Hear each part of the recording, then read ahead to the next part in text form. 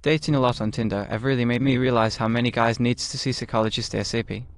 As someone recently using Tinder for the first time after a 10-year relationship and dealing with my issues with a counsellor, I can say that oversharing is something I have had to fight against. For men, discussing mental health is something that isn't done enough, so when we start, it is difficult to stop. Trust me, the next day they are kicking themselves. I find this post really interesting to read. I can be an oversharer, but new to the dating world, I've been trying to keep my oversharing to a minimum, and now that I'm doing that, I see what you're talking about. I understand that you are saying that it's not wrong for men to share emotions, but expressing tact is a good skill to have for a healthy relationship. Knowing when to share and how to do it are important lessons for people to learn, especially because it can be damaging to the sharer if it is not received properly. I have a lot on my plate, and if a man is opening up all his vulnerabilities, I find that I'm in an awkward position of having to accept them so they don't think the sharing was wrong and have them build up walls to stop the sharing. If someone is sharing their whole story, and I feel the date didn't go well cause maybe I didn't like their story, maybe I find an issue in what they are saying, or maybe it had nothing to do with the story.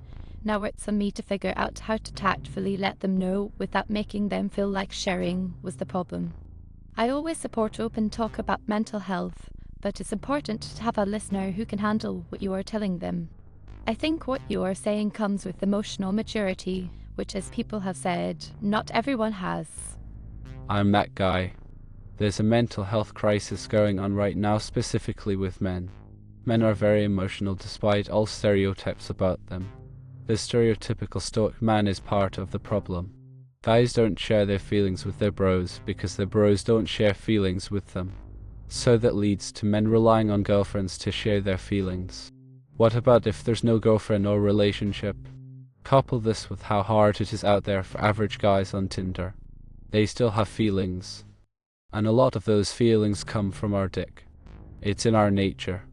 It's just what it is. If we're not in a relationship, it feels like no one wants our dick, and that can lead to existential despair. It might be shallow, stupid, and short-sighted, but that's how emotions are sometimes, and everyone, including women, should understand how emotions can be unfair. There are times I thought I wanted to hook up with someone, then when I'm laying there with her, nearly a stranger, I overshare all of my insecurities and social fears. So yet men are facing a mental health crisis and they should seek therapy. I think a big part of that the emotional penis. I've heard similar stories from a lot of my female friends. I eventually put in my Tinder profile that I regularly go to therapy and found that a lot of women responded positively to it. My best friend started dating a guy, and on the first date he was talking about his childhood that caused him serious trauma. Then he brought it up to me when I first met him, and I'll be honest. He talked about it with such asterisk that it was sort of off-putting.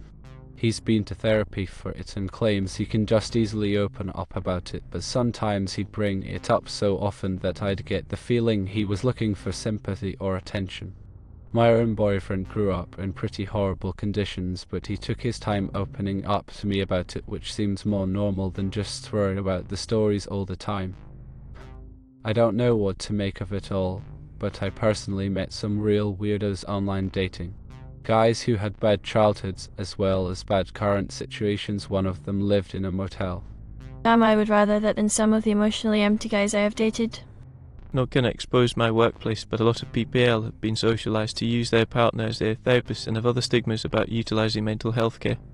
If you wouldn't leave a bullet in your body, don't leave an emotional bullet in your psyche.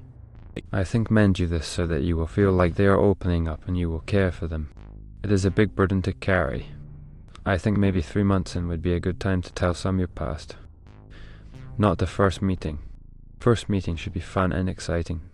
I think a lot of guys do this to be more vulnerable to women, kind of burdening. I can't think of a better word, but I hope you get the gist of it with their issues.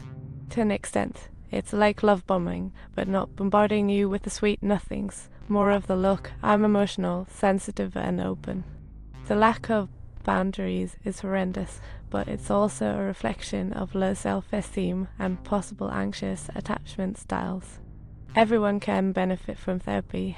I think stereotypically, guys don't see it as necessary, or they don't recognize that they may be having issues or see it as a problem. Gets the popcorn out. Popcorn.